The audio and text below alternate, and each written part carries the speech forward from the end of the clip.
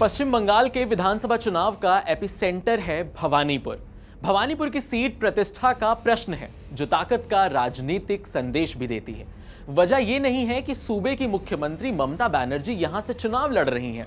वजह यह है कि ममता को पिछले चुनाव में नंदीग्राम से हराने वाले भारतीय जनता पार्टी के शुवेंदु अधिकारी यहां भी आधमके हैं और ममता के खिलाफ मैदान में खड़े हुए हैं।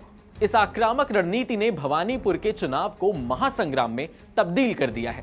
वजह साफ है कि भवानीपुर का मुकाबला सिर्फ एक सीट का संघर्ष नहीं है, बल्कि वजूद का सवाल बन चुका है।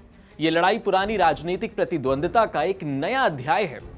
5 साल पहले 2021 में ममता बनर्जी और शुवेंदु अधिकारी आमने सामने नंदीग्राम की सीट पर थे। उस चुनाव में शुवेंदु अधिकारी ने बेहद कम अंतर से ममता बनर्जी को हराया था। बाद में ममता बनर्जी ने भवानीपुर से उपचुनाव जीतकर विधानसभा में वापसी की थी। अब बीजेपी ने उसी मुकाबले को फिर से जिंदा कर दिया है और शुभेंदु अधिकारी को भवानीपुर भेजकर सीधी चुनौती दी है। तृणमूल कांग्रेस इस चुनाव को भावनात्मक रंग देने की कोशिश कर रही है। पार्टी ममता बनर्जी को सिर्फ मुख्यमंत्री नहीं बल्कि इलाके की अपनी दीदी के रूप में पेश कर रही है। उनका परिवार भी प्रचार में सक्रिय रूप से दिखाई दे रहा है। हाल ही में रोड शो में उनके भाई और परिवार के कई सदस्य भी साथ नजर आए हैं। पार्टी ये संदेश देना चाहती है कि ममता बनर्जी का भवानीपुर से गहरा पारिवारिक और सामाजिक रिश्ता है।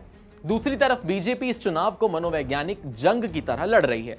पार्टी का मानना है कि अगर ममता बनर्जी के गढ़ में उन्हें कड़ी चुनौती दी गई तो इसका असर पूरे बंगाल में जाएगा। शुभेंदु अधिकारी की आक्रामक शैली, हिंदुत्व का मुद्दा और बूथ स्तर तक मजबूत रणनीति बीजेपी के अभियान की मुख्य ताकत मानी जा रही है। पार्टी ने बाहरी राज्यों के बड़े नेताओं को भी प्रचार में उतार दिया है। भवानीपुर की सबसे बड़ी खासियत है इसकी सामाजिक विविधता। इसे मिनी इंडिया कहा जाता है। यहाँ बंगाली परिवारों के साथ गुजराती परिवार, पंजाबी परिवार, सिख समुदाय के लोग, मारवाड़ी और जैन परिवार, बड़ी मुस्लिम आबादी और बिहार, उड़ीसा, झारखंड से आए प्रवासी लोग भी रहते हैं। यही वजह है कि यहाँ का चुनावी गणित काफी दिलचस्प बन जाता है। अनुमान के अनुसार यहाँ करीब 42% बंगाली हिंदू, 34% गैर बंगाली हिंदू और 24% मुस्लिम मतदाता हैं।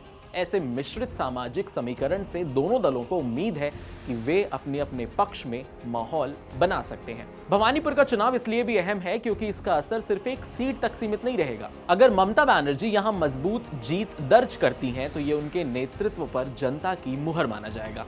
लेकिन अगर बीजेपी यहां बड़ा मुकाबला देती है या जीत दर्ज करती है तो ये बंगाल की राजनीति में सबसे बड़ा संदेश होगा कि तृणमूल के गढ़ भी अब सुरक्षित नहीं रहे हैं। यानी भवानीपुर में लड़ाई केवल दीदी बनाम दादा नहीं है, ये बंगाल की सत्ता, सम्मान, भविष्य और राजनीतिक दिशा तय करने वाली सीट बन चुकी है।